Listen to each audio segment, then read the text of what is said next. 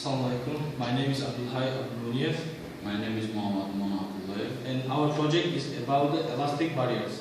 The barriers is very good in our roads, but it has a negative side. When in many countries there are stone barriers, metallic barriers, but also there are empty places. Now we will talk about one of the dangerous one. It's about the stone barriers.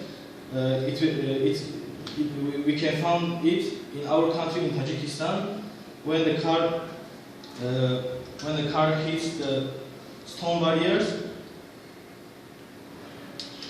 When it hits the stone barriers, many damage it will bring to the car, and also inside the people inside the car will die. Also, many cars around our car will be damaged. And now my friend will talk about the metallic barriers. About metallic barriers, they are also like stone barriers, and the damage is also like stone barriers. And one difference of metallic barriers from stone barriers is metallic barriers. When a car crashes to metallic barriers, the metallic barrier will cut the car, and my friend will show you how it's working. Here it is. When a car hits, it will cut the car, and the people will die. And here. My friend will explain you about without barriers.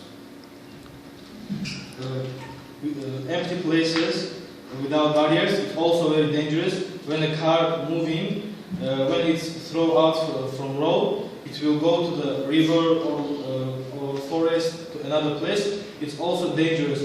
When it crashes to another place, also the people inside the car will die. It's also dangerous. Here my friend will show you how it works.